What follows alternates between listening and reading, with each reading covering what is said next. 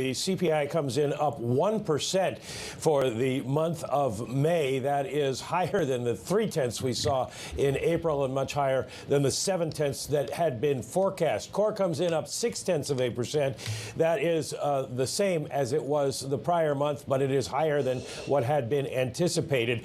On a year-over-year basis, when you're looking at where inflation is, we thought we could say it peaked last month. It did not.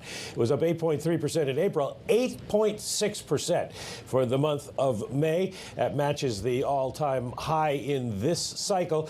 And the core rate up 6%. That's a little bit lower than last month's 6.2%. And that's kind of what we've been expecting, given the fact that the energy complex is driving so much of what's going on. And let's take a quick look at that.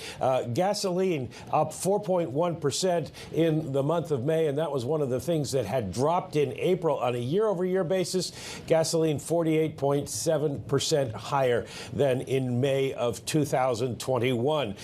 Taking a look at food up 1.2%, and that keeps the year-over-year rate at 10.1%. Used cars and trucks, everybody's bogeyman since the pandemic began, were up on the month by 0.7, so they are up by 5% year over year, a little bit lower than it has been. But overall, we're seeing very, very strong gains. And Lisa, the number for shelter up 0.6%, 5.5% on the year. So all of the categories that have been pushing us higher are still doing so. We're seeing some big moves in the markets, particularly on the front end of the yield curve, surging at one point very much clearly to the highest level, and even on an intraday basis going back to November 2018, close to 2.9%. We are seeing that sell-off accelerate on the equity market. This is all the kinds of downside surprise that you're going to want to see. It is now a new peak inflation. We had expected to see the peak inflation last month. It was not. In the month before, we saw an acceleration.